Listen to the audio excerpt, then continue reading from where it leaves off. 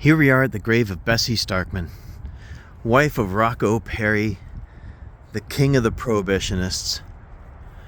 You'll notice there, in loving memory of Bessie Starkman, June 21st, 1890 to August 13th, 1930.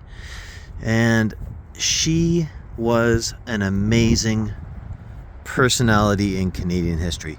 Born in Poland, came on over, fell in love with a young boarder that was staying at her place while she was married to her husband and trying to make a little bit of extra money by taking on boarders. He was running a grocery store and a macaroni salesman of all things, but then Prohibition hit and he started up a alcohol moving business that would rival everyone else's.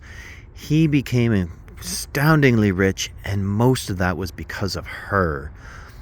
She was really the brains behind the process. She was the one that worked all the books. She was the one that made sure everything happened. And while he was incredibly free with his money, she was incredibly tight with the money and made sure that the money kept on flowing. Now, she was so well known amongst that community that when they finally decided they were going to go after them, Rocco and Bessie had just come home. They were parked in their driveway behind the house.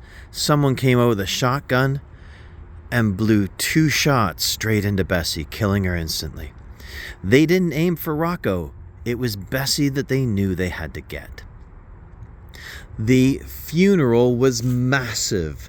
It had thousands of people, and it had blocked off all of Upper James all the way down to the mountain.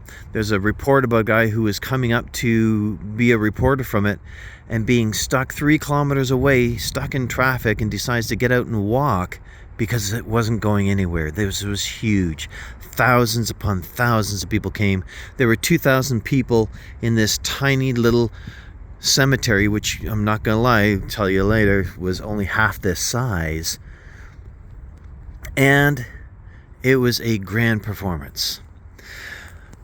Another neat little thing about this is that this cemetery used to be only half the size, and because of who she was, and because she was married to this infamous prohibitionist, the cemetery refused to give her prime real estate, and they stuck her off in the corner, kind of out in the back, right on the very, very edge of the cemetery. So what Rocco did is he bought 2 of the houses that were right over here, razed them to the ground, and then donated all the land to the cemetery so that she would end up being almost in the middle. He couldn't stop everything, but he was going to make sure that she was well known. One of the things I really like about this right now is, let's take a look at her name. You'll notice a couple of things have been popped out. You'll notice the name has been updated. You'll notice there used to be something in the middle, but the thing is, and I'm willing to bet this isn't new, take a look. There's her name, Bessie Starkman, and the name Perry has been taken off of the thing. What an amazing concept.